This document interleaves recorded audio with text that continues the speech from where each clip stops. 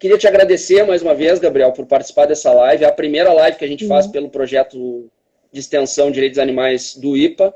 Para quem não me conhece, eu sou o Rogério Ramê, sou professor lá no IPA e coordeno esse projeto desde 2017.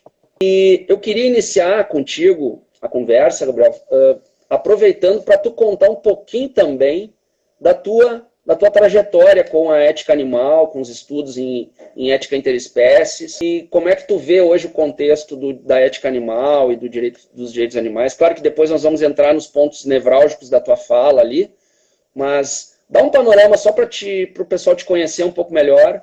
Primeiro, desculpa pessoal que eu não tenho Instagram, eu não sei como é que funciona. Aqui daí, agora a gente foi descobrir agora 5 minutos no meio da live que não rola live via PC. Eu tentei baixar um emulador de Android, o emulador de Android me pediu dinheiro.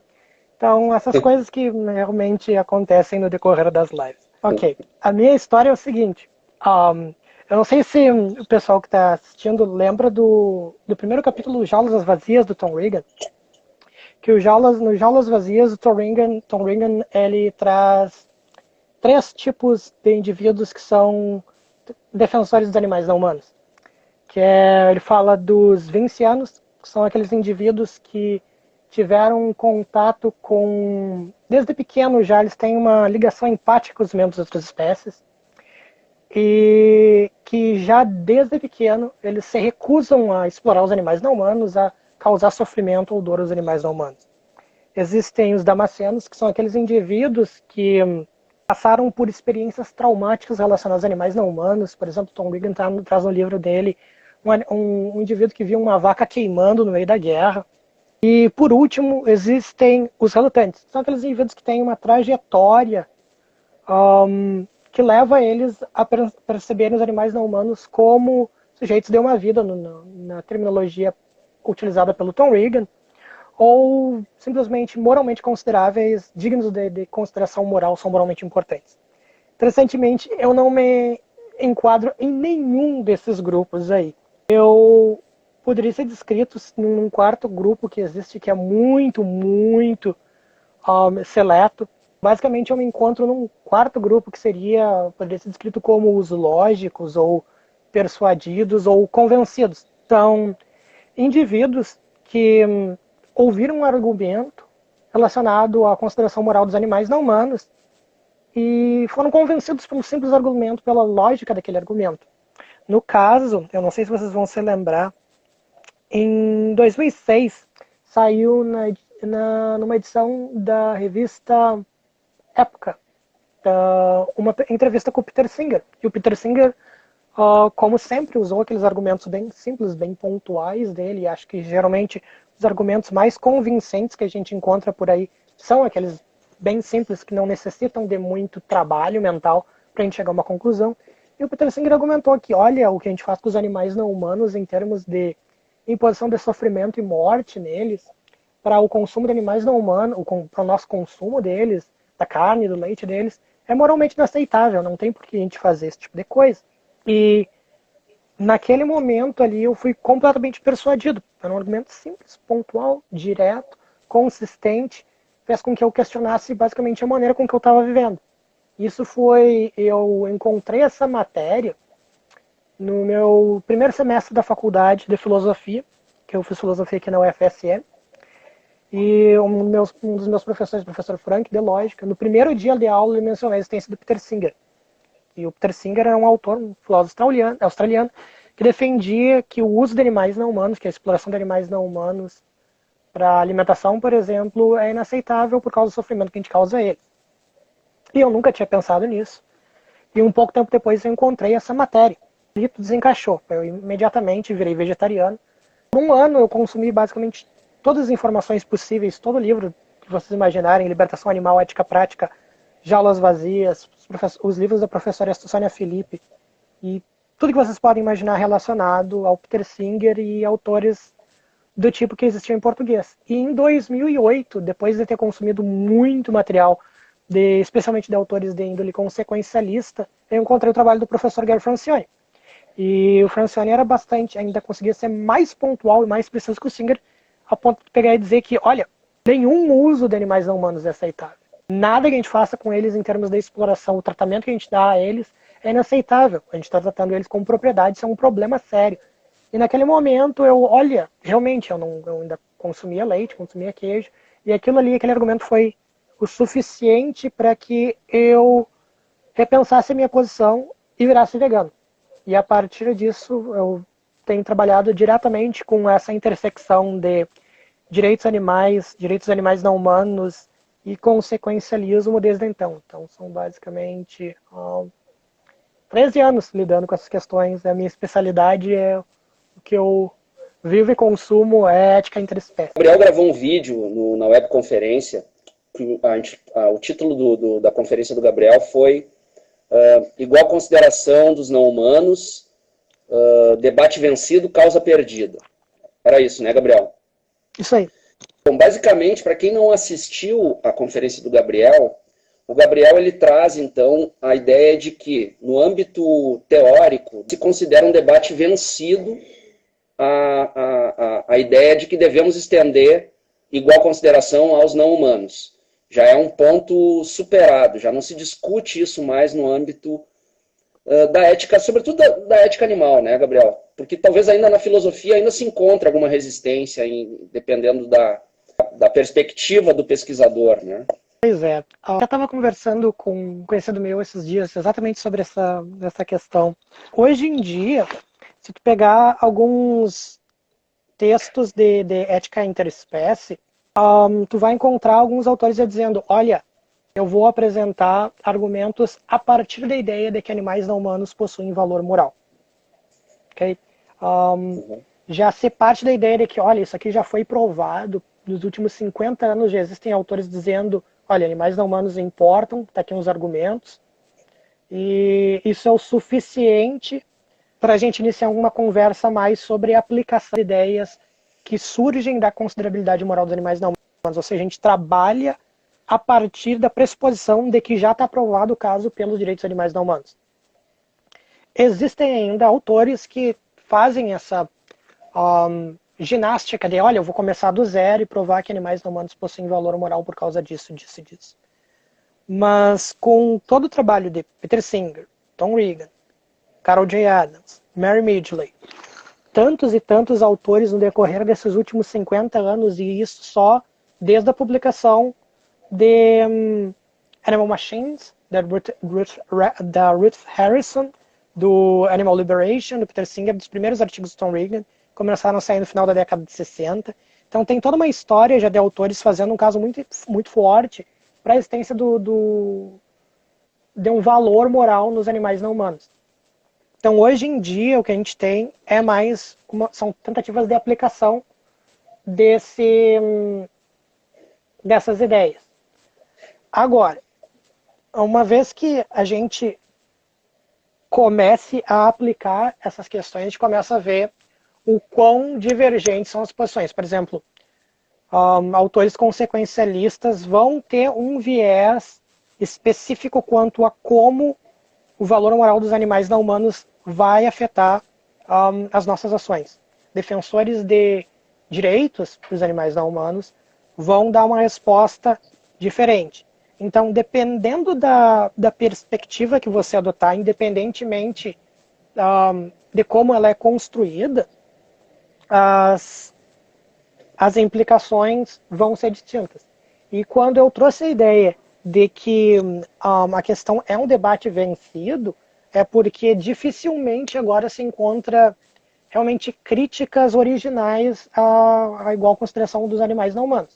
O que você tem críticas da aplicabilidade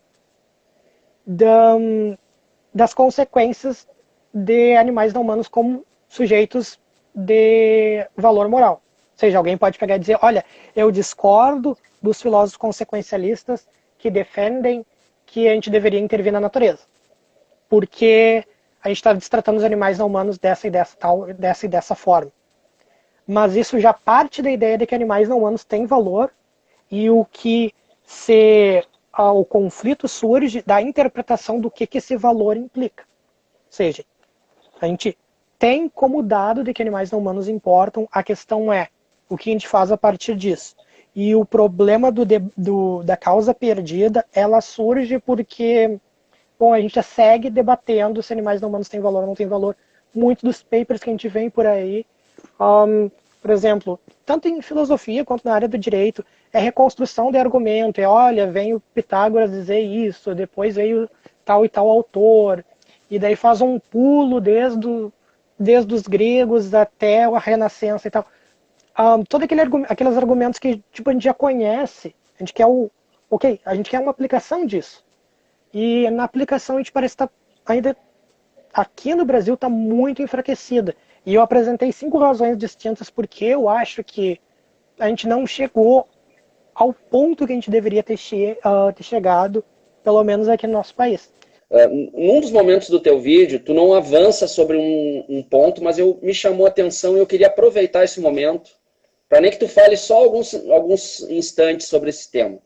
A gente trabalha muito nas pesquisas e na nossa argumentação no campo, sobretudo do direito animal, em fundamentar a titularidade de direitos para os animais não humanos a partir da subjetividade que esses seres têm por serem sencientes, né? Então se constrói a partir da senciência a titularidade de interesses que vão ser juridicamente protegidos, e nós temos no Brasil a vedação de crueldade e uma série de outras normas que estão surgindo que podem ser utilizadas como reconhecedoras de direitos positivados, né, aos animais não humanos. E o que fundamenta isso no campo jurídico, para justificar a titularidade de direitos, é a titularidade de interesses que são moralmente relevantes e que, portanto, vão precisar de uma proteção jurídica.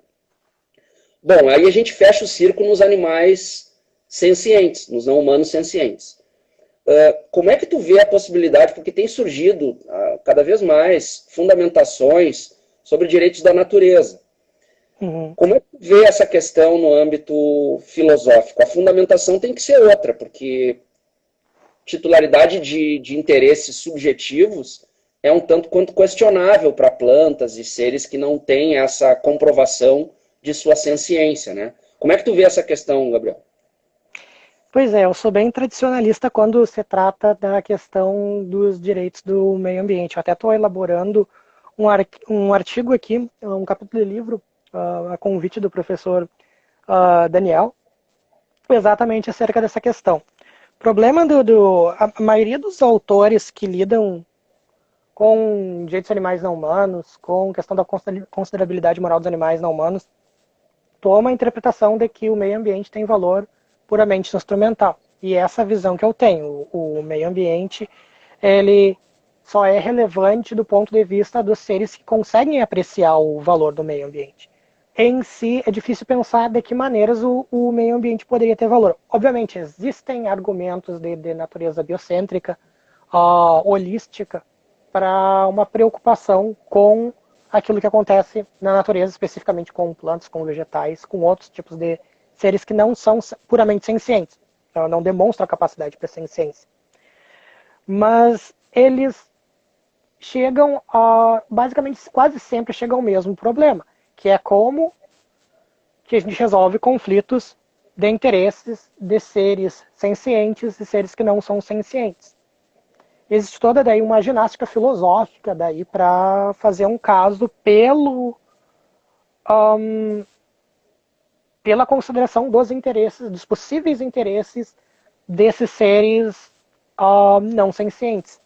E eu, como vários outros autores que propõem uma perspectiva senciocêntrica, defende que, olha, não tem outra medida a não ser a gente considerar a senciência e partir dali para fazer uma defesa tanto dos interesses humanos quanto de não humanos, porque sem a terra firme, que é a senciência, a gente acaba de novo caindo nesse patamar de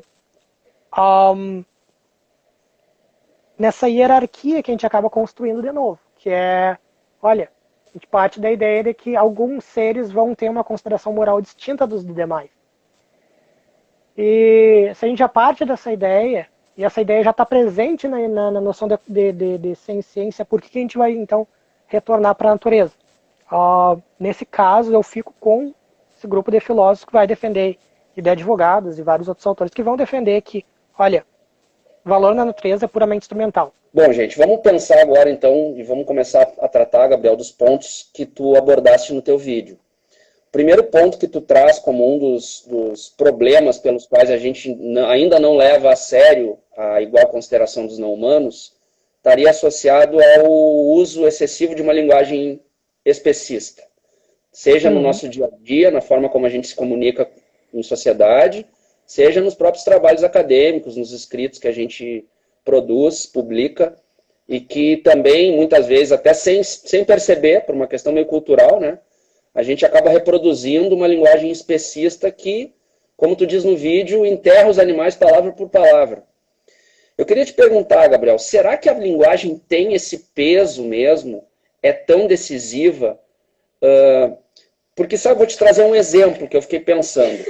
Na prática, a gente tem obtido avanços em termos de proteção jurídica com os animais domésticos de estimação, com os pets.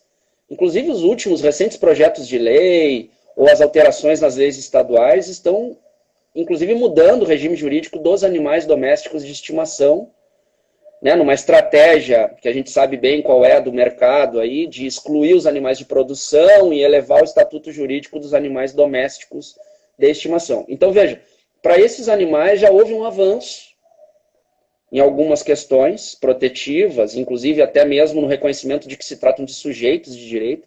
Aqui no Rio Grande do Sul, a gente tem uma alteração no Código Estadual do Meio Ambiente em janeiro desse ano, e os animais domésticos passaram a ser considerados sujeitos de direitos. E não houve necessariamente uma mudança de linguagem para esses animais. Então é isso que eu fiquei intrigado. Será que de fato a linguagem tem esse papel predominante? Pois é. A questão da linguagem é... Quando eu comecei a me preocupar com a linguagem especista, na verdade, ela foi um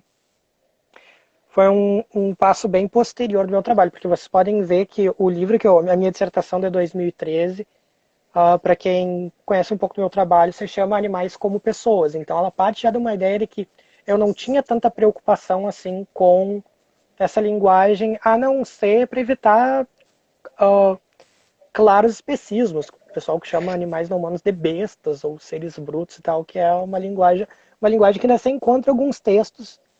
Muito recentemente tem um livro chamado Dumb Beasts and Dead Philosophers, daí bestas burras, bestas brutas e filósofos mortos. E esse livro foi publicado agora em 2012, também mais ou menos na época que eu estava publicando minha dissertação. Então ainda existe esse uso de uma linguagem bem escrachada com relação aos animais não humanos. Mas uma vez que eu entrei em contato com autores como a John Dunner, que eu menciono bastante no vídeo, a Carol J. Adams, o Roger Yates, que é um sociólogo irlandês, e comecei a entrar nesse debate, eu comecei a perceber não só como a questão da linguagem ela é pervasiva, mas como tem uma história de preocupação com essas dinâmicas de poder relacionadas à linguagem. Eu nunca fui muito fã de autores pós-modernistas, mas uma vez que você começa a entrar nessa questão da linguagem, no meu caso, eu descobri que é o ponto mais forte desses autores pós-modernistas, que eles vão defender que, olha, em várias instâncias, não só na não humana, mas como no nosso dia a dia, em tratamento de pessoas de outras raças. Então existe toda aquela argumentação, por exemplo, da ideia de branco e negro, branco e preto. Tal. E é como a gente transforma daí essas cores, a percepção que a gente tem dessas cores, que é o branco é uma coisa boa, é a neve refletida, é a cor da luz, o preto é a cor da noite, daquilo que a gente evita, daquilo que é ruim, e é transformado para na nossa percepção das cores como relacionada a raças. Existem várias e várias publicações sobre essa temática e vários autores que tentam fugir dessa percepção. Obviamente, existem avanços que a gente vai conseguir, independentemente da linguagem que a gente utiliza ou não. O problema é, tem como a gente avançar seriamente na causa não humana utilizando uma linguagem especista? Porque, como tu mesmo mencionou, O caso dos animais domesticados, ele é fácil, porque a gente já tem uma conexão direta com eles. A gente já percebe eles como eles já estão perto, eles já estão bem perto de nós. Então já existe esse... a gente dá nomes para eles, a gente trata eles como indivíduos, como membros da nossa família, e por aí vai. Mas quando a gente começa a pensar em animais não humanos que são muito distintos de nós, e a gente não dá nomes para esses indivíduos, e a gente pensa neles como grupos, como o próprio termo que o pessoal está usando muito aí, o gado que o pessoal fala e tal. Tal indivíduo se comporta como gado. Isso é outra maneira da gente diminuir os animais não humanos que se encontram nessas condições. Certos avanços a gente sempre vai conseguir. A Roberta Gavazzoni, ela tinha feito uma crítica muito interessante no vídeo dela, que era um possível contra-argumento, que a ideia de que que a causa é perdida, seria o fato de que existem avanços hoje em dia com relação à proteção de animais não humanos. Sim, existem avanços, mas se vocês lerem, por exemplo, a obra do Gary Francione, que embora eu seja crítico de vários pontos dela, existem certas ideias ali que ainda valem a pena serem pesquisadas, especialmente no livro Rain Down Thunder, Chuva Sem Trovão, que, ao meu ver, é o melhor livro dele. Ele vai dizer que existe uma dinâmica da criação de leis de proteção animal que já está sendo mantida já há vários anos. Existe esse conflito de que, olha, a gente vai deixar essa lei passar, mas essa não e não. Porque eventualmente vai surgir um grupo de advogados, vai surgir um grupo de proteção não humana, que vai pedir algo sensacional que a indústria ou que o povo em geral não vai se sentir confortável em aceitar. Eventualmente vai surgir alguém defendendo uma causa puramente abolicionista. Olha, nenhum uso de animais não humanos é aceitável e a gente quer proibir tudo. Para evitar isso, a gente vai criando leis e leis menores e tal. Então, em Rain Down Thunder, Francione explica a história desse tipo de artifício legal existente lá fora e que também, muito possivelmente, tenha sido transmitido para cá. Agora, o último ponto com relação à linguagem é que um dos pontos que eu levantei é a diferença entre humanos e animais, que se fala em como a gente usa o termo animal relacionado a tudo que não é humano, e humano só exclusivamente para nós. E esse parece ser um problema, porque a gente começa a criar especificidades de isso aqui é específico só para o ser humano, isso aqui só importa para nós e tal. E a gente pega termos que já são poluídos de especismo há séculos. O próprio termo animal, se voltar lá no Aristóteles, o ser humano é um animal racional. Ali já foi criada uma ideia de que, olha, racionalidade em termos de animais é só para o ser humano. Todos os outros não importam, todos os outros são irracionais. Então, esse autor, Aristóteles, que ele fundou basicamente o pensamento ocidental como nós temos hoje em dia, disse isso, demolir essa ideia leva muito tempo. O jeito de demolir ela é revisando completamente, em parte pelo menos, é revisando completamente a linguagem que a gente utiliza. E é um trabalho hercúleo, mas eu acho que dá pra gente fazer, realizar ele pelo menos em termos, por exemplo, das nossas publicações. A gente pode evitar essas falsas dicotomias. Até ontem mesmo eu estava lendo um texto ainda que usa, por exemplo, a distinção homem e animal, que eu critiquei no vídeo, que é um troço grotesco ainda, que ainda tem gente que traça a ideia de ser humano como sendo relacionado exclusivamente com homens e excluam mulheres. Em relação à questão da animalidade, eu mencionei, se eu não me engano, numa das respostas que eu dei para o pessoal que comentou o vídeo no canal do YouTube, que era que alguns autores eles vão dizer, olha, se o que importa é ciência, então vão falar só de seres sencientes, ponto. Então, se a gente encontrar um ser senciente que não seja um animal, que seja outra coisa, ele está incluído na comunidade moral. Então, tem vários autores que já estão dizendo, olha, direitos sencientes, direitos dos seres sencientes, ponto. Então, a gente não se perde ainda no conceito de animalidade, porque mesmo na ideia da animalidade, ainda lá no cantinho ainda vem aquele especismo de que a animalidade é dos animais não humanos, tal, é daqueles dos outros, não da gente. A gente é a humanidade. Então, uma vez que a gente foca especificamente na senciência, na preocupação com os direitos dos seres sencientes, da considerabilidade moral de seres sencientes, a gente pode esquecer o termo animal e só focar naquilo que realmente importa. O próprio sistema de educação, a forma como a gente tem pesquisado e utilizado a ciência, ela não tem sido abordada, talvez, na potencialidade que esse tema pode ser abordado, né? Sobre um ponto de vista do comportamento animal, da vida emocional dos animais de uma forma mais ampla, e como a gente ainda é um tanto quanto limitado, e parece que o nosso discurso de ciência, de sentir prazer e dor, é um aspecto que precisaria ser ampliado para ter um efeito de convencimento em quem não está participando dessa perspectiva, né, um efeito maior, mais efetivo. Então eu achei muito interessante alguns aspectos que tu aborda sobre esse ponto do comportamento animal, de como a gente pode avançar ainda no conhecimento das capacidades e da vida emocional dos animais, que ainda parece ser um campo pouco explorado, né? E aí a gente teria que aperfeiçoar isso na esfera da educação mesmo, num processo educativo mais amplo, desde cedo, como tu mencionas no teu vídeo, né? O que tu acha disso? Pois é, eu estava comentando esses dias mesmo, tive uma conversa muito interessante sobre isso, é que a ideia de prazer e dor, ela foi mais ou menos a porta de entrada de vários autores, especialmente os consequencialistas. E esses autores, com o passar do tempo, a gente foi percebendo que o bem-estar dos animais não humanos ele é muito mais complexo do que simples prazer e dor, da mesma forma que o nosso bem-estar é muito mais complexo do que simples prazer e dor. E novas perspectivas daquilo que forma o bem-estar de um indivíduo senciente emergiram. Agora a gente tem basicamente 3 perspectivas, que é o chamado hedonismo, que é os hedonistas, partem dessa ideia de prazer e dor, mas eles meio que refinam essa ideia para experiências positivas e negativas. O que a gente quer é experienciar coisas positivas e evitar aquelas negativas. E nisso todo o rol de experiências que a gente pode ter são resumidas nesses 2 grupos. Então as liberdades que os animais não humanos podem ter são pensadas em termos de experiências positivas que eles possam ter.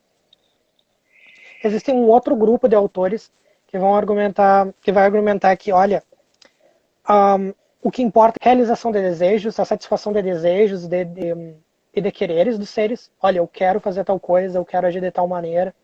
E isso pode incorporar certas ações que sejam que resultem em experiências negativas para mim. Por exemplo, tem vários indivíduos, olha, todo mundo que vai na academia, por exemplo, que puxa ferro, que faz corre desesperado, que vai numa maratona e afins, geralmente aquela experiência ali não é boa, em geral, aquele esforço ali não é bom. O que a gente quer é outra coisa, é o que vem além, são os ganhos, a vitória no final da maratona e afins. Então a gente se foca em outra coisa que não seja experiência ruim ou experiência boa para avaliar o nosso bem-estar. Aquela vitória no final da maratona, correr aqueles 16 quilômetros, ganhar e tal, poder participar, é o que conta para mim, independente das câimbras que eu vou sentir, independente das dores que eu vou sentir no decorrer da corrida e depois da corrida. É uma experiência adicional que não se manifesta nem no âmbito do prazer, nem no âmbito positivo, nem no negativo. É outra coisa que está ali. E esses autores vão pegar e dizer, olha, a gente tem que perceber o que importa o bem-estar dos indivíduos em níveis além de positivo e negativo. Então, aquilo que os seres sencientes querem. E tem um terceiro grupo de autores que eles defendem o que eles chamam de lista objetiva do bem-estar, dos valores, que é basicamente a gente vai valor por valor, escolhendo as coisas que importam para a gente e a partir dali a gente constitui o rol de valores e o rol de interesses que a gente vai ter.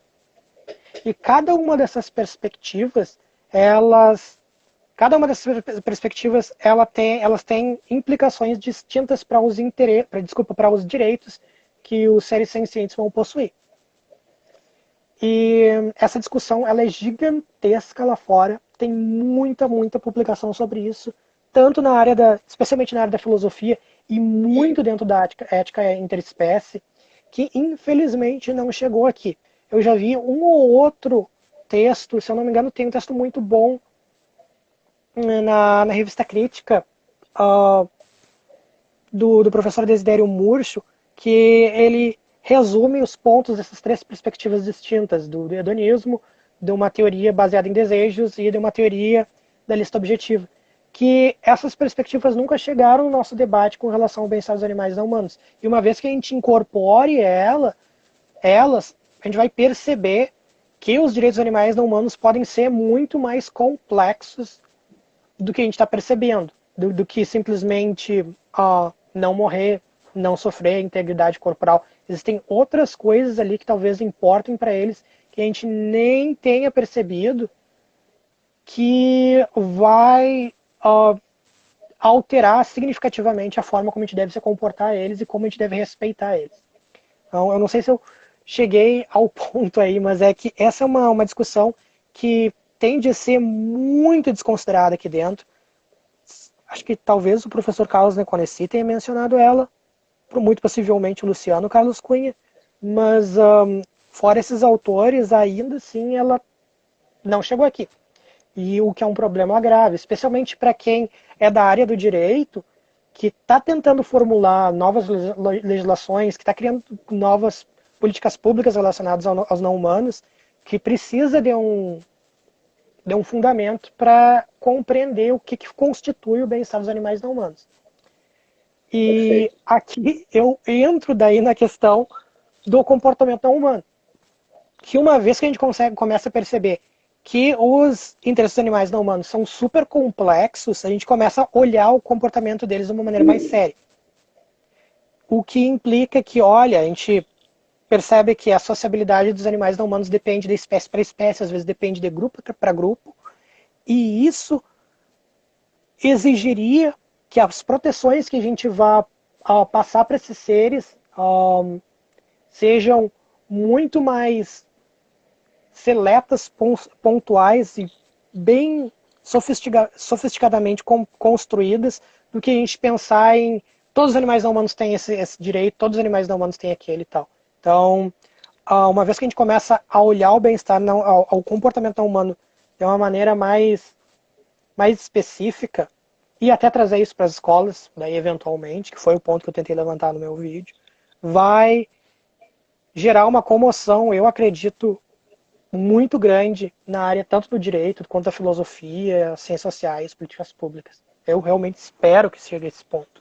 É incrível como a gente ainda precisa avançar de fato nisso, né? Eu, como advogado, posso te dar um relato bem exatamente nesses termos que tu coloca aí, de como a gente precisa, muitas vezes, trabalhos técnicos que fundamentem aspectos ligados ao comportamento animal e às capacidades animais para a gente poder cada vez mais retirar as lentes especistas, né, e conseguir convencer também quem está do outro lado da nossa conversa, do nosso diálogo, e às vezes até mesmo de um processo e alguém que tem que julgar uma matéria relacionada aos não humanos, né. Gabriel, tem um outro ponto bastante interessante do teu vídeo, que é quando tu analisa um pouco a visibilidade que a gente tem sobre o tema no Brasil. Parece que até é um tema que está meio que entrando na moda, né? Tem muita gente falando sobre ética animal, direito animal nos últimos anos. E é um tema que está tendo uma certa visibilidade, está sendo bem visto, está sendo bem recebido em muitos ambientes acadêmicos, inclusive. As portas estão se abrindo, aparentemente. E também nós temos fortes movimentos ativistas ligados à proteção dos animais, em diferentes segmentos, alguns ligados aos animais abandonados nos grandes centros urbanos, outros que têm uma perspectiva um pouco mais ampliada de proteção, focada nos animais de produção. Mas, enfim, tu elogia no vídeo que nós temos essa visibilidade, nós temos um ativismo forte aqui, talvez muito por força das redes sociais, que isso passou a se desdobrar nesse âmbito também, as manifestações, as campanhas via as redes sociais, né? Mas tudo levanta uma espécie de uma lacuna existente entre a academia e esse ativismo. E aí, então, eu queria te ouvir um pouquinho sobre como a gente pode tentar superar isso, como é que tu vê essa questão de, muitas vezes, a pessoa que está na ponta de frente lá, enfrentando os problemas, botando a mão na massa pelos animais, não tem uma base teórica tão sólida para levar adiante a sua argumentação e as suas lutas, né? Então, como superar isso, talvez, Gabriel? Como é que tu vê isso? Pois é, essa é uma questão, acho que crucial naquilo que a gente está para o nosso trabalho, porque tem vários autores que se consideram ativistas ao mesmo tempo, que além de ser pesquisadores são ativistas, porque eu não vejo problema nenhum assumir esse duplo papel. Mas em outros lugares, como eu mencionei no meu vídeo, é que tu tem esses trabalhos bastante definidos. Tu tem o pesquisador que fica dentro da universidade lá, pensando sobre essas questões, e eventualmente ele chega, olha, os animais não humanos talvez tenham esse interesse que a gente nunca tenha pensado, isso aqui vai implicar que a gente tem que criar um novo, tenha que repensar um direito relacionado a esse interesse específico, ou algo do gênero, e tu tem um ativista que faz o trabalho da rua, que distribui panfletos, que organiza eventos, que faz palestras e todo tipo de coisa que transfere essa linguagem complexa da academia para as ruas. E essa transmissão da linguagem é uma coisa que sempre me preocupou bastante, que é os textos acadêmicos, especialmente lá fora, estão ficando cada vez mais e mais sofisticados. A linguagem deles, se tu comparar, por exemplo, um Libertação Animal, que ele tem 2 capítulos sobre filosofia e o resto do tempo e o resto do livro é inteiramente dedicado a formas distintas de exploração na humana. Você pegar um texto agora de um livro como o Oxford Handbook of Animal Ethics, que é hoje em dia a melhor compilação de artigos filosóficos sobre em ética interespécie que existe, basicamente um tijolo com mais de 1000 páginas. É impossível alguém que tenha lido só, por exemplo, Libertação Animal, ler aquele livro, porque ele é extremamente técnico, ele é muito, muito complicado. E as questões que esse livro traz são super importantes, mas não, são questões que dificilmente vão chegar às ruas, porque não existe esse caminho de transmissão de informação adequado. Quando eu estava lá na Inglaterra, eu organizei um evento, daí que eu mencionei, que é esse livro aqui, é o Intervention or Protest, que eu organizei com o meu colega, o Andrew Woodhull. O foco desse livro foi exatamente pôr todo mundo junto, pesquisadores de vários campos, filósofos, sociólogos, especialistas em antropologia, cientistas políticos, que no campo da política a questão da preocupação com os animais não humanos tem sido cada vez maior. Até o meu segundo livro, que eu não vou nem tentar mostrar, por causa que o ângulo aqui está terrível, é voltado diretamente ao que eles chamam de virada política na ética entre espécies. Basicamente, desde 1975, a publicação de Libertação Animal, até hoje em dia, até 2011, 2012, a gente teve 2 focos do debate, que era filosofia e direito. O pessoal da filosofia puxando o debate para frente, o pessoal do direito tentando trazer o debate de uma maneira aplicada. E recentemente, com livros como Zoópolis, trouxeram um lado político para o debate, que é, olha, não dá para focar só na filosofia, não dá para focar só no direito. Tem outra coisa ali que importa, que é a preocupação política. Então, existe agora essa tríade filosofia, direito, política, que não pode mais ser desconectada. E uma vez que a gente perceba esse vínculo, é impossível a gente fazer essa ligação com os ativistas de rua sem pensar também o lado político das coisas, sem pensar em quem vai ser o próximo presidente e quais as preocupações desse indivíduo com relação aos animais não humanos, quais vão ser os vereadores. Até existem todas essas táticas hoje em dia empregadas por políticos para pensar, para angariar voto baseado no pessoal que se preocupa com cão e gato. E vários autores vão dizer que não, o que a gente precisa é de um sistema político, é de um partido que realmente represente os interesses dos animais não humanos e a partir disso construa daí, junto com pesquisadores, junto com ativistas, junto com todo mundo envolvido na causa não humana, uma defesa realmente forte dos não humanos como participantes no cenário político, ou pelo menos representados no cenário político. A gente pode agora também trocar uma ideia sobre a perspectiva do veganismo e sobre a cultura do carnismo e como isso dificulta também um avançar maior, né, na proteção dos não tá No teu vídeo, Gabriel, tu toca nesse ponto, né, como um ponto central, assim. Tipo, tá engajado na causa, quer escrever, quer pesquisar, quer usar argumentos pelos animais não humanos, assume a postura do veganismo, senão tu tá agindo de uma forma contraditória, né? Tu não tá sendo a mudança que tu espera. Tu até usaste a frase do Gandhi, a famosa frase do Gandhi, que exemplifica bem esse ponto. Então eu vou fazer um questionamento, embora eu também seja vegano e também acredito que a gente, quando entra nessa causa, a gente tem que, de fato, né, se transformar também, né? Mas será que, de fato, Gabriel, é tão importante assim um pesquisador da área ser vegano?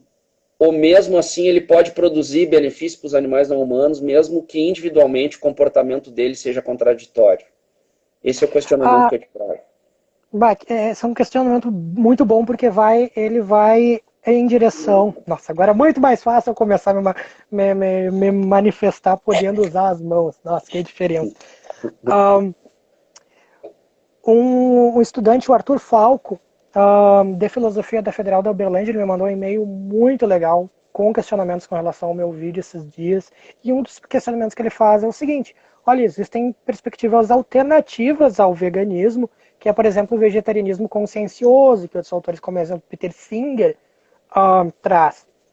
Então, por que a gente não adere a essas vertentes, já que o veganismo não está, digamos, completamente estabelecido na literatura? Tem vários autores, Francione defende o veganismo puramente e tal, mas não foi estabelecido algo como uma regra, um imperativo. Então, tanto é que a própria noção de veganismo, o próprio conceito de veganismo, ele é bastante amplo, né?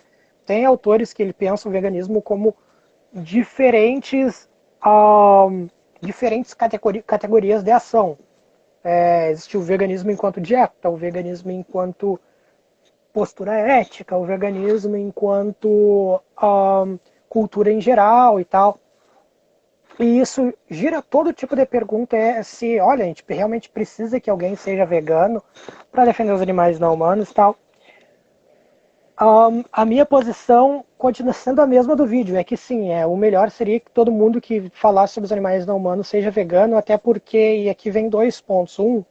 Primeiro, o que a gente faz com relação aos animais não humanos, o que a gente diz com relação aos animais não humanos, ele é muito mais importante do que a gente imagina, especialmente em termos de como relacionar, de como copiar as nossas ações, de como basicamente refletir sobre o nosso modo de vida. Eu digo isso porque, uma vez que você não é vegano e traz o debate sobre os animais não humanos, a primeira coisa que você vai ouvir: mas nem tu age dessa maneira. Os argumentos da hipocrisia são muito fortes aqui. Obviamente, são ad hominem, são problemáticos, não tem valor, porque tu pode fazer uma defesa impecável dos animais não humanos e ao mesmo tempo não ser vegano. É possível, é completamente viável. Só que, se tu quer mudar o coração das pessoas, como elas pensam e como elas agem, é impossível você fazer isso sem tu também agir dessa maneira. Uma vez eu recebi um relato que eu achei muito interessante, que é: olha, ninguém até hoje que entrou em contato comigo virou vegano ou vegetariano por causa das coisas que eu digo. Mas elas viraram vegano e vegetariano por causa da forma como eu vivo. Que eu uso o meu exemplo no dia a dia, eu me preocupo com os animais não humanos, eu penso sobre essas questões, elas me consomem dias e noites, a questão do sofrimento não humano, de tal maneira que isso cria uma empatia pelos outros indivíduos, que cria uma conexão que, olha, ele não só está falando da boca para fora como outros indivíduos que defendem certas causas sociais, mas fazem completamente o contrário na vida privada delas. Então, o argumento da gente agir de acordo com aquilo que a gente defende é fundamental aqui. Todos aqueles que defendem alguma causa ativista, especialmente uma tão marginalizada quanto a nossa, deveria considerar ser vegano.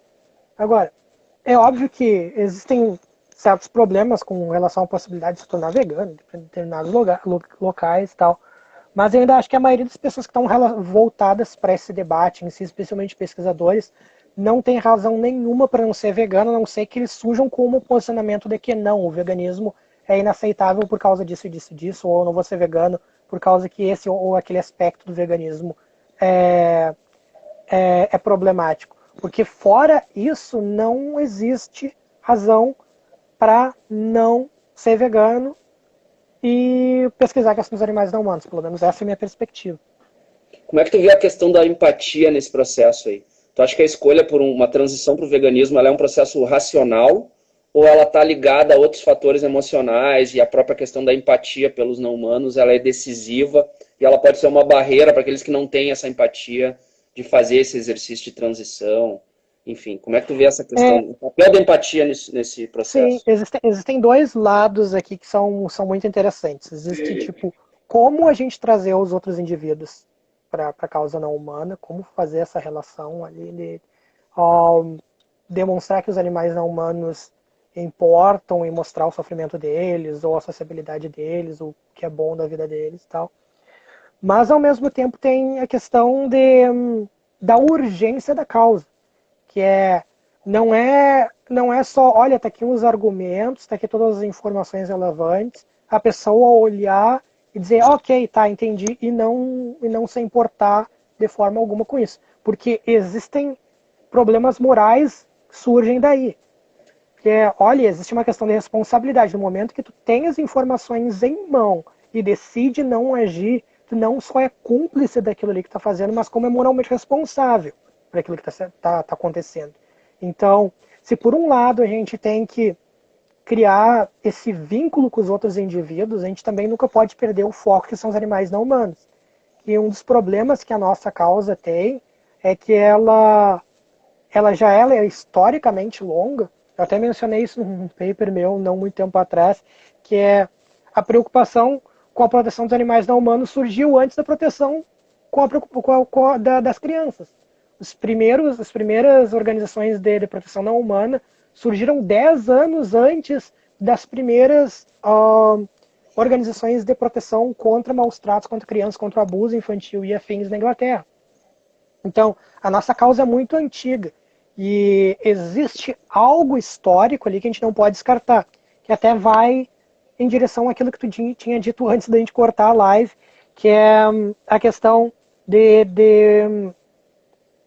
da ética entre espécies, da preocupação com os animais não humanos ser tratado como um assunto novo. Ele é até por ali, porque são 200 anos de preocupação com os animais não humanos. Se tu pega um livro de 1800 sobre os animais não humanos, tu vai ver vários argumentos utilizados lá que tu usa aqui hoje em dia. Eu vi respostas para o problema lá, e se a gente todo mundo virar vegano, as vacas não vão dominar as ruas e tal. O pessoal lá naquela época já tinha resposta para isso. Não vai ser uma coisa que vai acontecer do dia para o outro, que é o mesmo argumento que o pessoal usa hoje em dia. Então, é uma preocupação histórica que perpassa sociedades distintas. Então, existe um limite para aquilo que a gente pode pegar e tolerar dos outros indivíduos, que é a gente pode trazer eles para a discussão, a gente pode trazer outras pessoas, mas nunca esquecer que tem um dano direto pela demora, que é olha o tempo que a gente está conversando e quantos animais não humanos, provavelmente milhões de animais não humanos, morreram nesse meio tempo. Então, para nós que não estamos dentro do matadouro, dentro da jaula, a gente pode dormir bem tranquilamente depois dessa conversa. O problema é que os animais não humanos vão continuar morrendo. Então, a gente nunca pode deixar de lado essa questão da urgência relacionada à defesa dos animais não humanos. E isso perpassa tanto a questão da empatia, daí criar um vínculo desses outros indivíduos com a causa e com os animais não humanos, mas ao mesmo tempo lembrar que, olha, existe cumplicidade no momento em que tu decide não participar dessas ações. O problema é que muitas das pessoas que eventualmente não são veganas e que não fazem esse exercício, eles acabam até concordando numa conversa mais racional, assim, que de fato há uma exploração, que é injusto com os animais, mas em função de uma série de outras questões que são trazidas para fundamentar o posicionamento de continuar na cultura do carnismo, essas pessoas meio que, de uma certa forma, ou é um problema de falta de reconhecimento da real importância moral dos animais não humanos e dos interesses que são moralmente relevantes que pertencem a eles, e que ficam num segundo plano, porque elas não mudam a conduta, na maioria das vezes. E aí por isso que eu te trouxe a questão da empatia, porque muitas vezes a gente vê que tem autores, inclusive, que vão dizer que até os processos de transição gradual, eles são importantes porque é a partir desses processos que as pessoas vão começar a ter um aumento de empatia, e com isso vem a questão do reconhecimento, né, do valor inerente desses outros seres. E por isso que às vezes há aquele debate dentro do ativismo, né, sobre um abolicionismo, um bem-estarismo, quais são os efeitos do bem-estarismo, os benefícios de uma postura de transição que aposte num bem-estarismo num primeiro momento, mirando num abolicionismo lá adiante, né? E ainda a gente discute isso dentro do Brasil, né? Ainda tem essa espécie de divisão dentro do movimento, que muitas vezes é causador de até problemas, perdas de tempo, quando a gente poderia estar todos avançando mais no mesmo caminho, a gente às vezes fica discutindo e dizendo se o cara é ou não é vegano 100%, né? E acho que tem muita perda de tempo nisso. E eu não sei, tem os movimentos aqueles, tipo Segunda Sem Carne, é um movimento interessante, porque ele acaba, de uma certa forma, chegando num público que não está muito preparado, ou que não tem uma argumentação muito consolidada, um raciocínio muito consolidado com relação ao valor dos não-humanos. E essas experiências, são quase que experiências empíricas mesmo, né, de cortar 2 dias da semana o consumo de proteína animal, e o quanto isso acaba se tornando transformador, às vezes, na vida dessas pessoas, porque as pessoas começam a se convencer de que é possível, e há um efeito empático também que vem a reboque disso, né? E as pessoas começam a ficar mais empáticas pelos animais, e quando vê, estão modificando em outras situações também, estão se preocupando com o consumo em outros níveis, não só no alimentar, e fazendo escolhas que possam vir a beneficiar os não humanos ali adiante. Então, eu acho isso uma questão interessantíssima da gente discutir, talvez organizar mais eventos, inclusive com o pessoal do ativismo, porque tem posições muito antagônicas com relação a isso, né?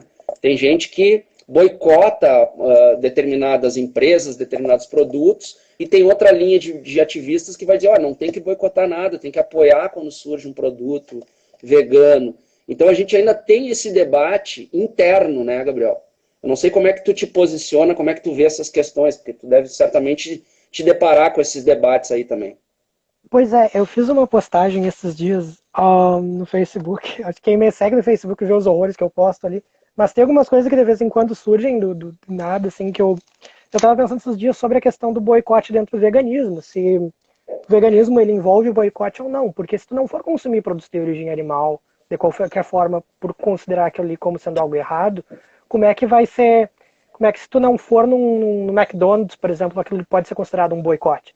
Não é boicote, tu nunca entrar ali dentro de qualquer forma. Então, e isso acabou acabou resultando numa análise que eu acabei fazendo, assim, meio por cima, de que existem 3 tipos de abordagens com relação às pessoas que não consomem, daí, tipo, em termos de eu vou abordar, ou vou apoiar aquela empresa, ou não vou apoiar aquela empresa. Tem aqueles indivíduos que basicamente aceitam tudo, qualquer produto que seja considerado cruelty-free, vegetariano, vegano e tal, é aceitável, que se o McDonald's, o Bob's, se eles estiverem vendendo um novo produto com um hambúrguer vegano lá, então a gente deveria comprar deles. Tem aqueles indivíduos que defendem que não, a gente não pode comprar desses grupos, porque tudo que eles fazem já é baseado na exploração não humana. Então aquele novo hambúrguer é simplesmente o resultado de outra forma de exploração, que é vender, no final de contas, comprar aquele hambúrguer, aquele dinheiro vai ser utilizado para matança de vacas, de outros animais não humanos. Então a gente só deveria, de acordo com esses indivíduos, apostar em novos restaurantes que estão abertos para o veganismo, que é, olha, eu posso colocar essa nova comida vegana aqui, talvez eventualmente aquele restaurante até se torne vegano. E por último, tem um grupo extremamente seleto que vai dizer que não, a gente não aposta nem nesses restaurantes em transição, nesses produtos em transição, nessas marcas em transição.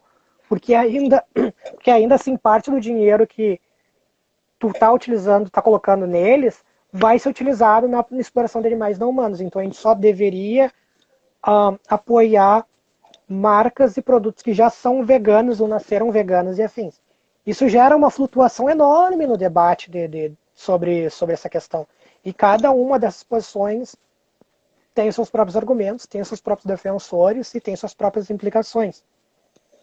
Eu, pessoalmente, eu flutuo entre a segunda e a terceira alternativa, que existem marcas que são sempre inaceitáveis. Eu não compraria jamais qualquer coisa do McDonald's, porque aquela marca é demoníaca ali. Mas, acima de tudo, existe uma coisa relacionada à questão da empatia e à responsabilidade que a gente estava falando antes, que é a questão da restituição. Agora, com todo esse debate do George Floyd que está acontecendo nos Estados Unidos ali, está vendo muitos ativistas negros pegando e dizer, olha, é a hora de a gente começar a falar de restituição para os horrores que os brancos causaram sobre os negros. Da mesma forma, eventualmente, o pessoal fala sobre essa transição de marcas que são historicamente especistas para marcas que estão tornando veganas agora. Então, tem gente que está vendendo cabeça de boi para plantar soja para criar novos produtos supostamente veganos. Tá, isso é muito legal. Só que, historicamente, essas marcas estiveram envolvidas com a exploração da não humana no nível sistemático maligno. Então, o que a gente faz? A gente só vai lá e compra os produtos deles como se nada tivesse acontecido, como eles não tivessem envolvidos em séculos, às vezes, de exploração contínua de animais não humanos. Tem autores no livro que eu mostrei aqui, deixa eu ver se eu acho agora, que fica mais fácil de mostrar, que é... Agora eu coloquei em outro lugar, que maravilha. Que é o Guy Scott. Guy Scott, um amigo meu australiano, que ele fala exatamente sobre a questão da política da reparação para os animais não humanos. Hoje em dia, o que se vê ali nos 2 últimos dias foi notícia do pessoal derrubando estátuas em Londres de escravagistas. Hoje mesmo saiu aquela notícia da estátua do Churchill ter sido pichada de racista, porque ele, historicamente, todo mundo sabe que ele é um cara que defendeu quase ideias nazistas. Se não fosse uma questão de guerra, ele teria apoiado o nazismo. Então, como é que a gente faz as pazes com isso ou não faz as pazes com isso? Se a gente aceita a transição supostamente de um possível McDonald's virar vegano no futuro, a gente ignora aquilo que aconteceu por 50, 60 anos e tudo bem, ou a gente realmente faz com que exista uma reparação, que eles paguem pelo que eles fizeram. Eu acho isso um debate muito importante que ainda não chegou por aqui, é um debate muito novo. Toda essa teoria, a ética da reparação, ela é muito nova assim, em termos de filosofia. Para alguns ativistas, especialmente ativistas de causa como do feminismo, antirracismo e afins, existe uma preocupação histórica já com essa questão da reparação. Na época da abolição da escravidão nos Estados Unidos, a primeira questão que alguns autores, como o Thaddeus Stevens, trouxe é o que a gente faz depois que a gente abolir. Não é só pegar e dar um abraço no escravagista e dizer, descobre outro trabalho para ti. Olha, tu vai pagar pelo que tu fez. E isso não tem muita gente alegre. Queria pegar um gancho contigo, Gabriel, porque eu acho muito importante, dentro do movimento ativista pelos animais, a gente trazer um pouco daquilo que tu falou antes, daquela conexão entre as esferas do direito, da ética e da política. Porque quando a gente traz essa perspectiva da política para o debate, a gente vê o quanto esse embate de ideias dentro do próprio ativismo, entre esse discurso de, tu é bem-estarista ou tu é abolicionista, como o rótulo que muitas vezes, dependendo da postura comportamental que uma linha segue em detrimento da outra, Quando a questão chega no debate político, a gente vê, de fato, as dificuldades que se apresentam para quem tenta levar adiante uma proposta legislativa, uma modificação de uma lei de cunho protetivo para os não-humanos. E aí sim se vê toda a barreira e a realidade parece que cai como uma tonelada na nossa cabeça, assim, e a gente vê que o discurso, muitas vezes, teórico, da ética animal, de ser uma coisa muito lógica, de reconhecer nos não-humanos a senciência, a titularidade de interesses, o valor moral desses interesses, mas que na prática as relações são de poder. E o humano ele não quer abrir mão dessas relações de poder, de dominação, como também não queria, no tempo da escravidão, abrir mão dessas relações de poder, e tudo foi negociado. Com muita dificuldade, com muita barganha, com momentos de retrocesso. Né? Isso é muito comum na história política mundial, né? Em todas as demandas humanas. E se a gente quer estender isso para os não humanos, a gente tem que estar preparado para o embate político. E ter também a utilização de estratégias para como tu conseguir, então, ter ganhos e pequenos avanços. Porque vão ser, num primeiro momento, pequenos avanços, porque tu não vai conseguir enfrentar essa estrutura de exploração animal dentro do sistema capitalista, que é uma regulação de poder e de manutenção dessa relação de poder, que muitas vezes está na mão de poucos, mas mesmo assim essas pessoas, essas corporações, elas conseguem dominar esse sistema a ponto de inviabilizar modificações, né, efetivas nessa estrutura. Então, quanto a gente precisa também trazer essa perspectiva da dificuldade do avanço político para compreender que o movimento não pode se dividir em termos puristas, assim, em termos de uma argumentação muito focada no dever ser, de como deveria ser a melhor postura, quando na prática a gente tem que construir algo concreto, né? Avanços concretos no plano legislativo, sobretudo, que a nossa vida é regulada pela legislação, pelo direito. Né? E claro que individualmente tu tem as tuas escolhas que tu pode fazer, comportamentais, e com base na tua bagagem moral, ética, enfim, mas tu vai ser regulado enquanto sociedade, enquanto coletivo humano, as nossas relações estão pautadas por o que essas relações consolidadas no âmbito político, que se convergem em leis ali adiante, vão dizer até onde a gente pode ir, né? Então, por exemplo, a gente não pode salvar até pode, mas a gente vai arcar com os riscos disso, de querer invadir uma propriedade onde criam animais e abatem animais e tirar os animais de lá. Nós vamos arcar com as consequências desse nosso ato. Provavelmente vamos ser processados, vamos ter que indenizar o proprietário desses animais. Né? Então, eu acho muito interessante uma obrinha que eu fiz, inclusive seguindo o teu conselho, Gabriel, fiz uma resenha. Terminei a leitura rapidamente, fiz a resenha e já mandei para um periódico. Eu não sei se vai ser publicado. Mas foi sobre essa obrinha aqui Conhece? Qual o nome? Aqui tá pegando bem. É um manifesto animalista, né? Politizar a causa animal. Recomendo que leiam. Eu comprei esse livro na Espanha, na última viagem que eu fiz, mas acho que não deve ser de difícil acesso, não, porque hoje em dia dá para encomendar por qualquer lugar. E ele aborda exatamente essa questão, viu, Gabriel? Do quanto a gente tem que pensar em politizar, de fato, a causa animal e como a gente tem que se preparar para o embate político. Né? Porque aí é um outro mundo. A gente sai um pouco da teoria, né? Onde a gente pode divagar e filosofar aqui sobre o que deveria ser o correto, o tratamento ideal para os animais não humanos, mas quando a gente vai para o enfrentamento político, meu amigo, aí é outro departamento. Né? Pois é, porque um dos problemas graves, eu gostei muito do que tu falou agora, e um dos problemas...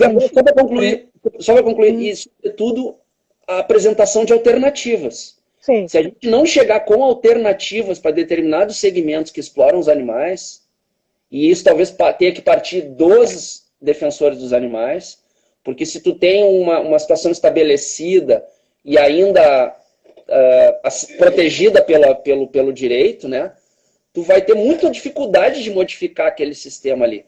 Então, enquanto não surgir uma alternativa economicamente viável para ser apresentada para esses caras, tipo assim, olha, tu vai ganhar tanto, ou talvez não tanto no começo, mas logo ali adiante talvez tu crie um novo mercado, e que haja então a apresentação dessa alternativa para que eventualmente essas possibilidades passem a ser levadas a sério nesse embate político.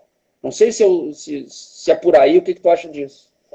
Pois é, eu sou, em geral, eu sou bem mais pessimista com relação a como as pessoas, elas, o que motiva as pessoas a agirem. Historicamente, em causas sociais, talvez seja uma leitura bem rasa minha, mas tem duas formas de tu convencer alguém a, a mudar a posição dela, especialmente quando é uma perspectiva estruturalmente, já socialmente construída. Por exemplo, escravidão nos Estados Unidos. Como é que a escravidão nos Estados Unidos foi abolida? Existiu toda uma guerra, toda a guerra civil americana lá surgiu como resposta a um grupo de indivíduos do Sul defendendo a continuidade da prática da escravidão e um grupo do Norte dizendo que não. Mas também teve um debate ali entre esses grupos. Ou seja, foi basicamente a força reinou naquela situação ali. Olha, se vocês continuarem com essa prática, não tem outra situação senão a gente eliminar os confederados do Sul. E foi o que eliminou a escravidão. Não foi só a abolição legal dela, mas houve uma batalha pelo fim da exploração dos negros nos Estados Unidos. O interessante é que, por exemplo, aqui no Brasil, não foi assim, não teve uma guerra por si. Não.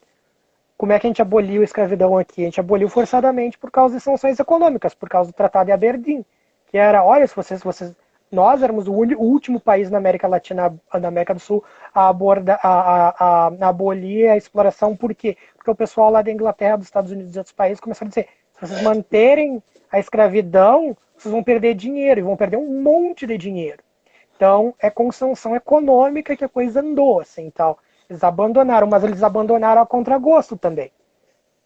E um dos problemas que existem, tanto, por exemplo, aqui, quanto nos Estados Unidos, é que foi abolida a escravidão, mas não foi criado uma metodologia de como, não só uma metodologia reparativa, mas o que fazer com esses indivíduos que agora não são mais escravos.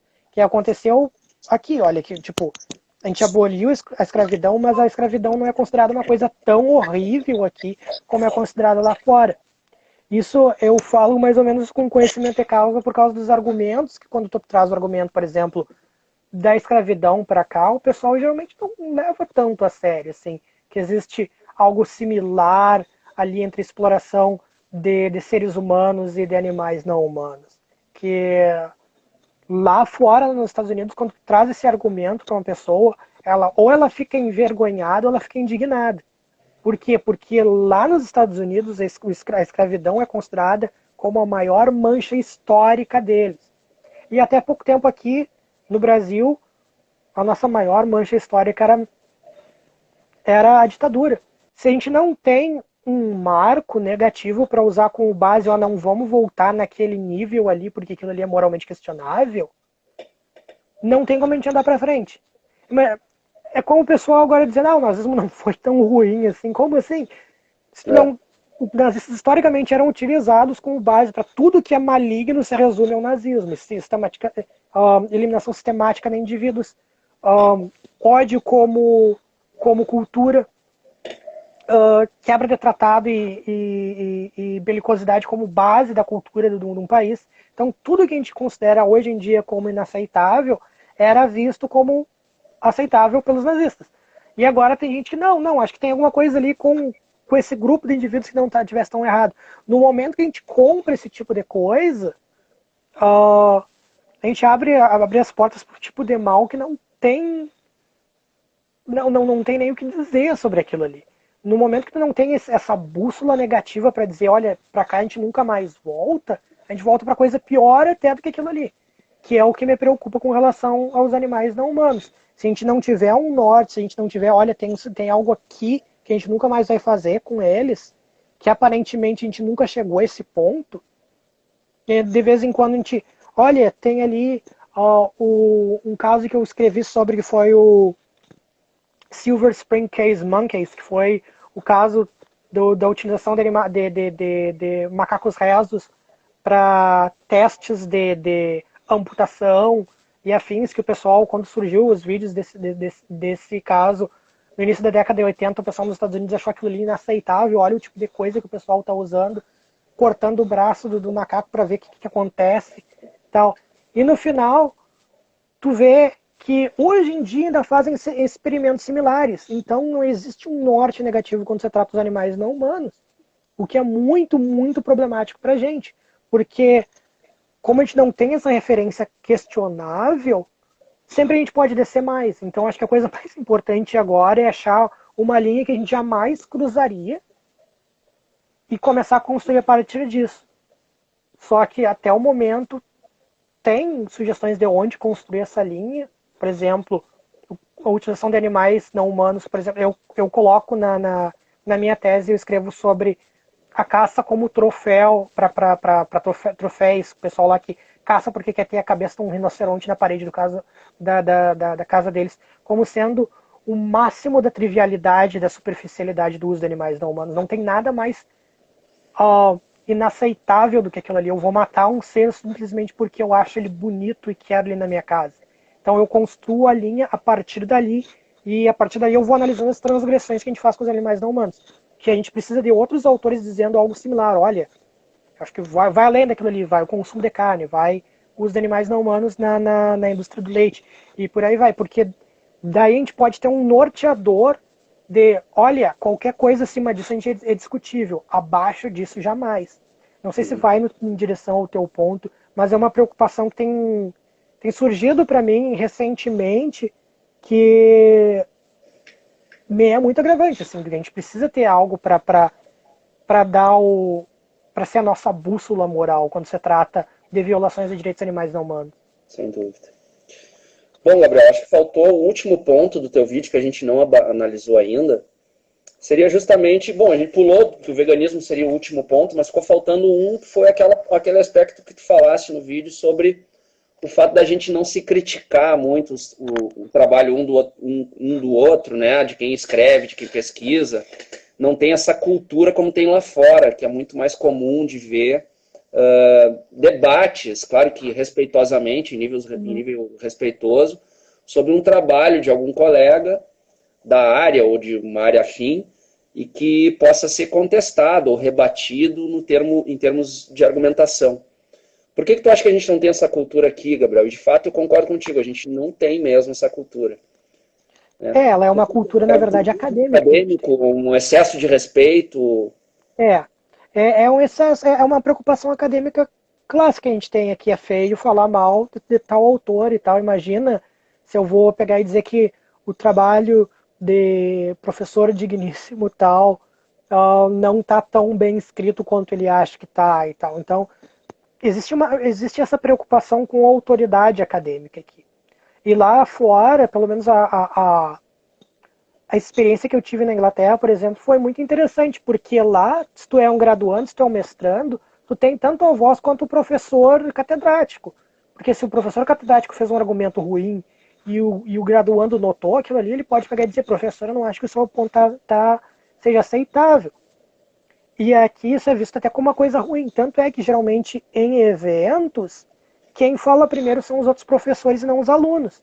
Que é o que, para mim, já é uma metodologia ruim de como trazer novos estudantes, novos pesquisadores para o debate. Porque sempre quando tu pega e abre, agora eu vou abrir espaço para o pessoal aqui perguntar. E os primeiros que surgem são os professores, o estudante que já é mais encabulado, que está nervoso, não vai pular para o debate.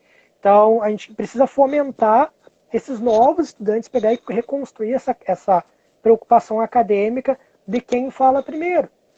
E em termos do nosso trabalho, acho que também tem uma preocupação aqui, porque a gente percebe a causa não humana como sendo nova e como sendo já um debate difícil de trazer para pesquisadores que não são dentro dela, que não estão relacionados a ela, que não ouviram sobre esses temas antes, que a própria possibilidade de tu levantar uma objeção contra um par seria algo ruim para a causa como um todo.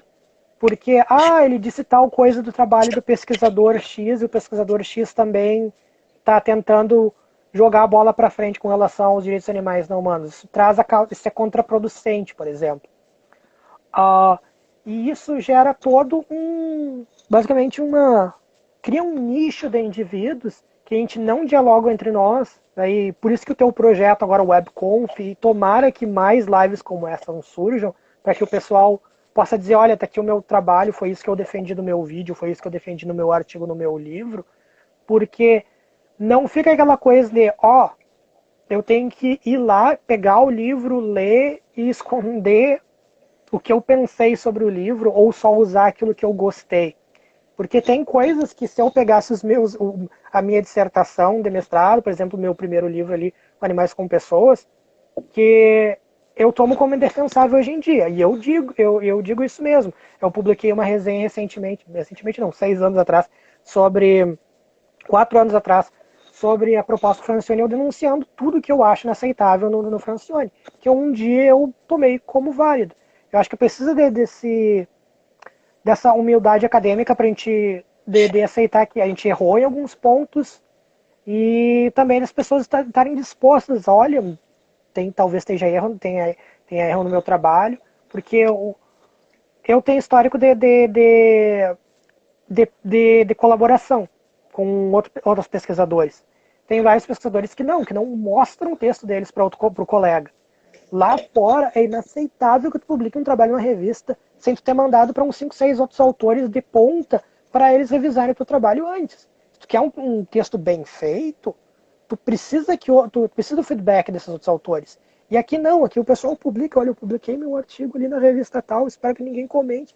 Fica só uma coisa para aumentar o currículo, mas se esquecem que o foco ainda continua sendo os animais não humanos. Se você realmente se preocupa com os animais não humanos e o teu texto é sobre os animais não humanos, é um clamor para o respeito deles, não tem outra... Tu tem que dar a cara a tapa e aceitar, olha, talvez tenha problemas aqui, digam quais são os problemas e eu respondo. Acho que é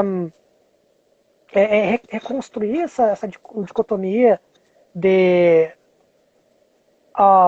ser feio ou não feio, falar da outra pessoa. Eu não sei se é por causa que eu venho da filosofia, a filosofia supostamente é para ser, junto com o direito também, a arena de gladiadores hoje em dia, os debates surgem lá e depois são passados para os advogados. Os advogados na sequência se matam entre si daí pelas causas e afins.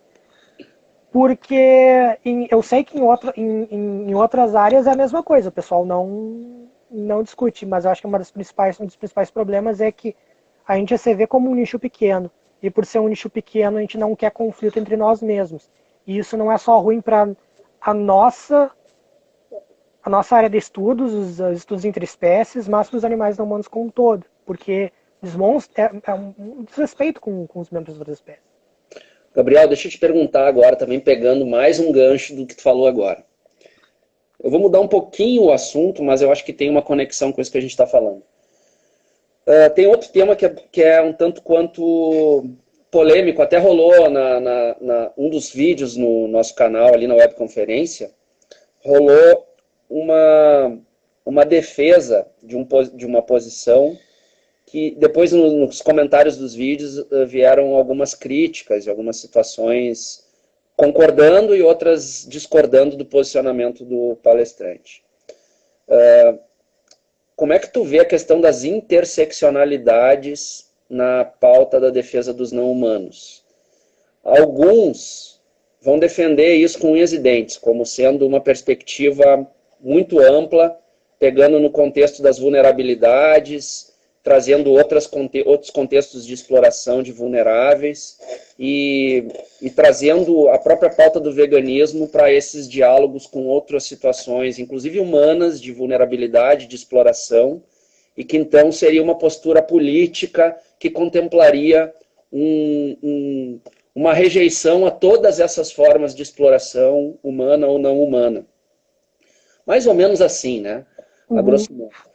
E claro que o tema é muito mais complexo do que isso, mas, por outro lado, existem aqueles que entendem que essas bandeiras interseccionais, elas podem, eventualmente, prejudicar o avanço da proteção dos não-humanos. Porque poderiam ser pautas adicionais que se somariam a já uma luta difícil, né? Que também embora tenha tempo histórico de luta e de defesa desses interesses, ainda não é uma realidade. Tanto é que tu mesmo afirmas lá que nós estamos entre, será que a causa está perdida ou não está perdida? O que a gente precisa fazer para avançar? Como é que tu vê esses temas e esses movimentos que estão trazendo com muita força essas pautas interseccionais para a questão dos não-humanos?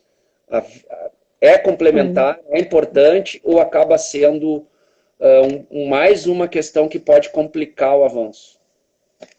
A questão da interseccionalidade, ela é um debate ultra delicado, porque ela envolve percepções não apenas de causas distintas, mas subcausas dentro de uma grande causa. E por isso que tem que... Eu penso esse debate como sendo bem...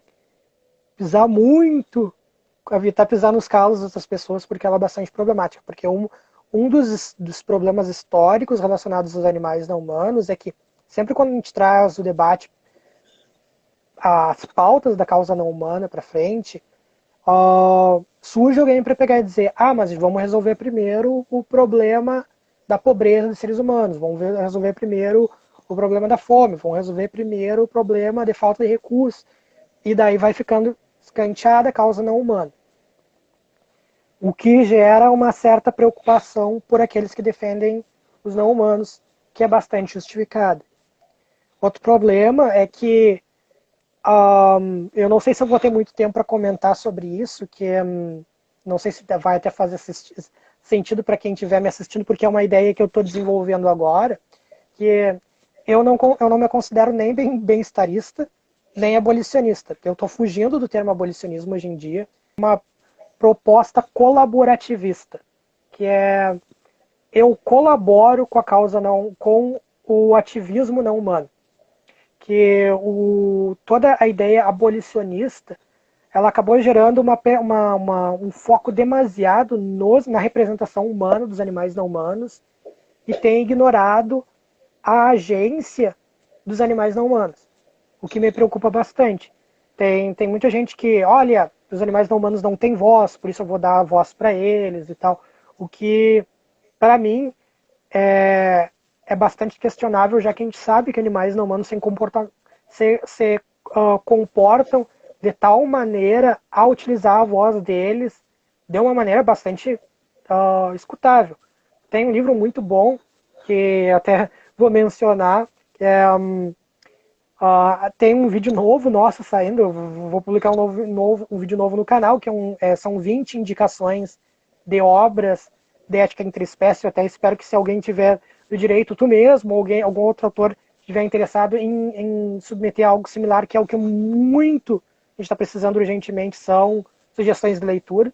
E um dos livros que eu vou mencionar lá é um livro chamado Fear of the Animal Planet, The History of Non-Human Animal Resistance, que é Medo do Planeta Animal, a história da resistência oculta não humana, que são vários casos de animais não humanos que se rebelaram contra a exploração deles, e como isso demonstra que os não-humanos têm uma forma de ativismo próprio. Uma autora que eu gosto bastante, que é a Eva Mayer, ela foca o trabalho dela inteiro nessa ideia de ativismo não humano, de animais não humanos como sendo ativistas da própria causa, e de que a gente está aqui para ajudar, de certa maneira, os animais não humanos. Por isso eu meio que me afasto do abolicionismo, porque para ainda não colocar o ser humano na frente de tudo. E de que maneira isso está relacionado com o ponto original? Bom, a questão é que quando a gente lida com a questão da intersecção, para os animais não humanos, os humanos ainda estão na frente. Então passa tudo pelo crivo da vontade humana. Quando se trata, por exemplo, do movimento pelos direitos das mulheres, são as mulheres que ainda estão na frente do movimento. Então elas podem levantar a voz delas da maneira que elas acharem mais apropriada para defender a própria causa. No movimento negro também. Então a própria ideia de sair um branco lá defendendo, é isso que o movimento negro quer e tal, já é algo muito questionável hoje em dia.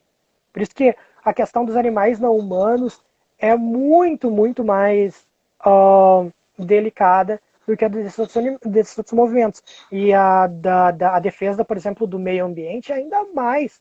Então, tu pega, por exemplo, a gente tem a Greta Thunberg hoje em dia fazendo toda aquela movimentação pelo meio ambiente.